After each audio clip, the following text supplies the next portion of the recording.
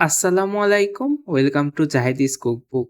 আজকে আমি রান্না করেছি আচারি বেগুন, যেটা খেতে খুবই মজা। আমি খুবই সহজভাবে রান্নাটা করেছি। আশা করি আপনাদের রান্নাটা ভালো লাগবে। আর যদি রান্নাটা ভালো লেগে থাকে তাহলে অবশ্যই চ্যানেলটা সাবস্ক্রাইব করে সাথে থাকবেন। তো চলুন দেরি না করে দেখে নিই আমি রান্নাটা কিভাবে করেছি। আজকে আচারি বেগুন রান্না করব, তাই আমি বেগুনগুলোকে একটু মোটা, মোটা করে কেটে নিয়েছি। যদি বড় বেগুন হয় তাহলে মোটা, মোটা কেটে দেবেন। আর যদি ছোট বেগুন হয় তাহলে আস্তই কেটে দিয়ে দিতে পারেন। তো আমি এখন এগুলোকে একটু ধুয়ে নেব। বেগুনগুলো ভাজবো, তাই আমি এখানে ১ম এ দিচ্ছি মরিচ গুঁড়া,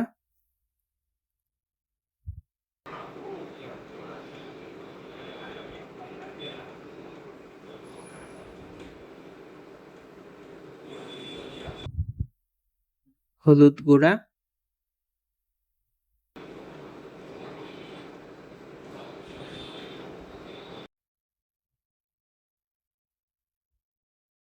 আর সামান্য পরিমাণ লবণ। যেহেতু তরকারিটা আচারি হবে, তাই আমি এখানে মরিচের গুঁড়া দিয়েছি। এখন এগুলোকে ভালোভাবে মাখিয়ে নেব।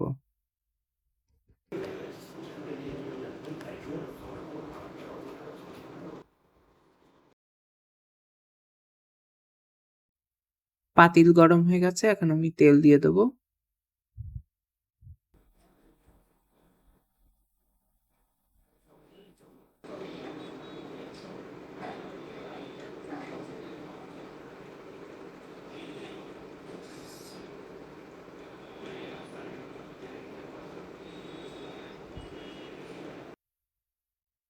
এখন বেগুনগুলোকে একে, একে দিয়ে দেব।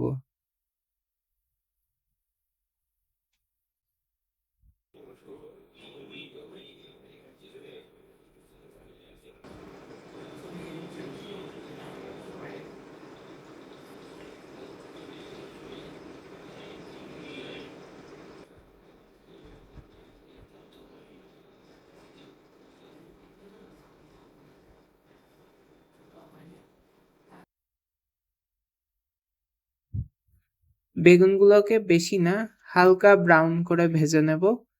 কারণ যদি বেশি ভাজা হয় তাহলে খেতে খারাপ লাগবে আর রান্নার কালারটাও খুব একটা ভালো আসবে না।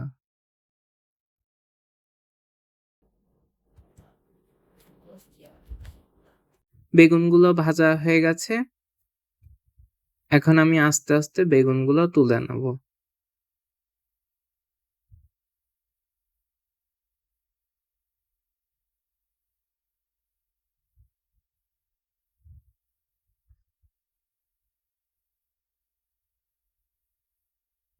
বেগুন ভাজা তেলেই এখন আমি দেব পেঁয়াজ,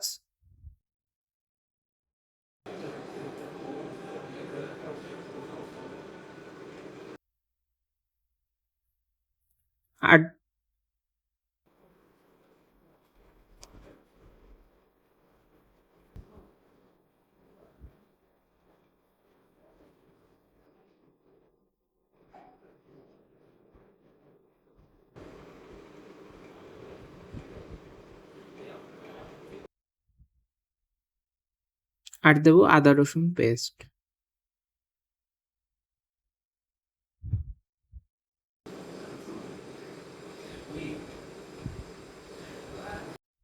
এখন এটাকে ভালো করে মিক্সড করে নেব।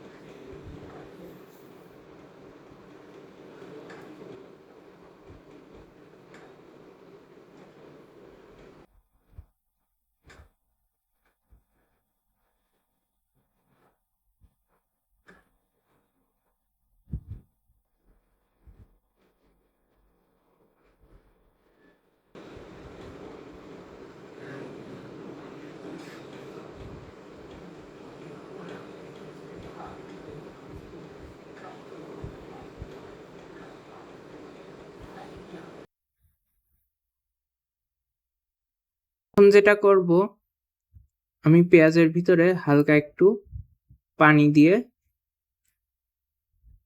এটাকে কিছুক্ষণ নাড়িয়ে ঢাকা দিয়ে সিদ্ধ করে নেব।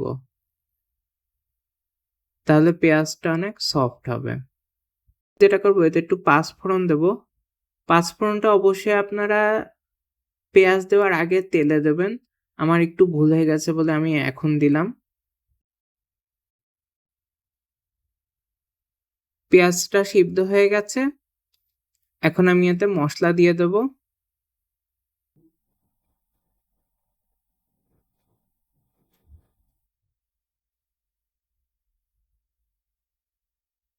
প্রথমে দেব ধনিয়া গুঁড়া,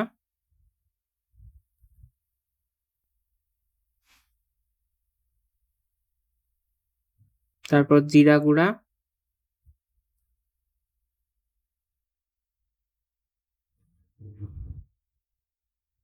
মরিচ গুঁড়া,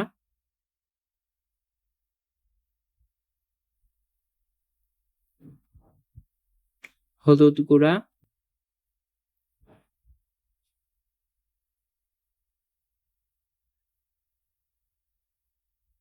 আর পরিমাণ মতন লবণ। আমি সবসময় বলি লবণটা অবশ্যই আপনারা আপনাদের পরিমাণ অনুযায়ী দেবেন।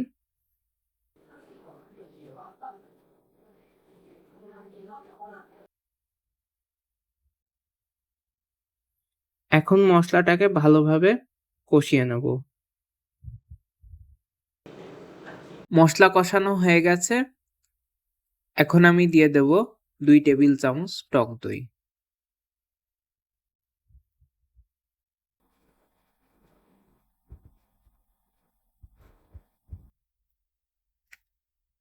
টক দই দিলে যেটা হবে, গ্রেভিটা একটু ক্রিমি হবে আর রান্নার সুন্দর একটা কালার আসবে। তো এখন এটাকে ভালো করে মিক্সড করব।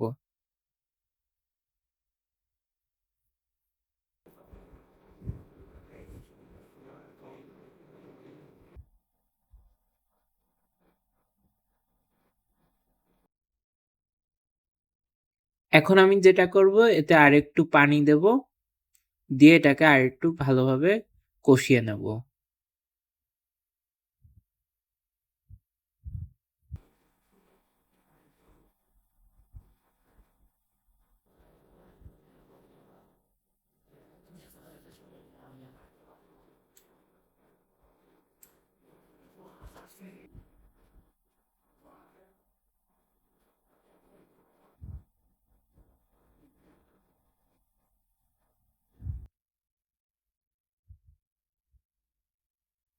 এখন আমি এটাকে ঢেকে দিয়ে আঁচটা মিডিয়াম করে দেব। মসলা সব কষানো হয়ে গেছে। এখন আমি একে একে বেগুনগুলো দিয়ে দেব।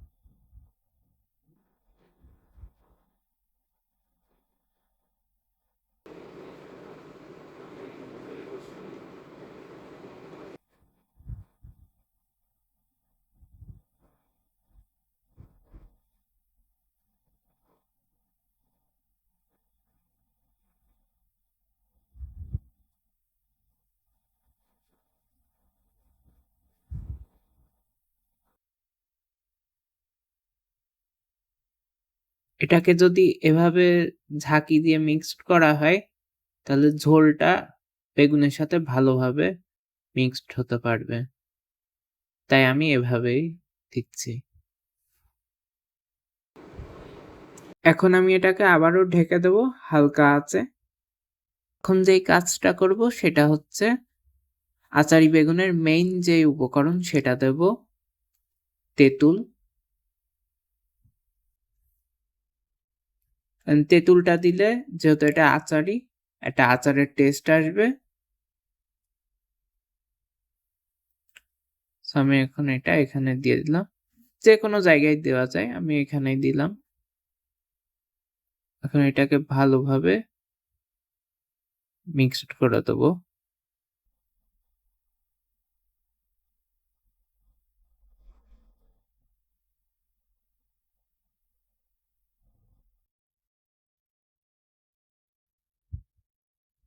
এখন আবার ঢাকা দিয়ে দেবো।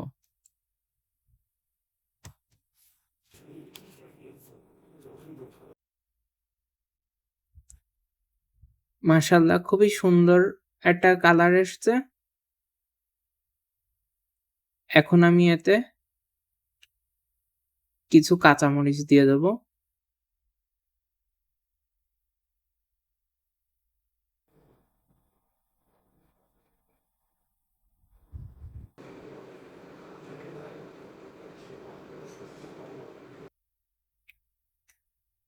আর দেবো হাফ চা চামচ চিনি।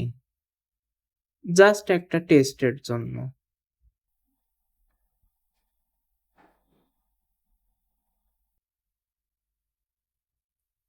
বিশ্বাস করেন, এত সুন্দর একটা ঘ্রাণ আসছে।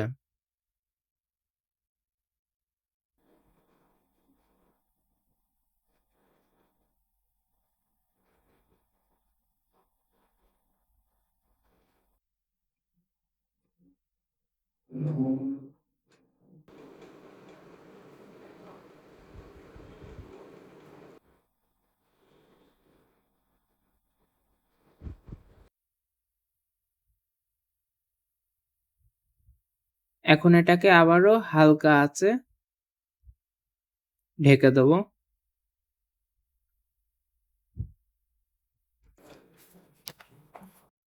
আমার আচারি বেগুন রান্না শেষ। এখন লাস্ট যে কাজটা করব সেটা হলো আমি এখানে একটা তেজপাতা আর এলাচ দিয়ে দেবো। এটা আপনারা রান্নার শেষেই দেবেন, কারণ রান্নার আগে দিলে একটা খুবই স্ট্রং ফ্লেভার হয়ে যাবে মাংসের মতন। আমার কাছে এমনই ভাল লাগে, তাই আমি এটা লাস্টের দিকে দিলাম। এখন এটাকে কিছুক্ষণ নাড়িয়ে আবারও আমি ঢাকা দিয়ে রেখে দেবো হালকা জালে।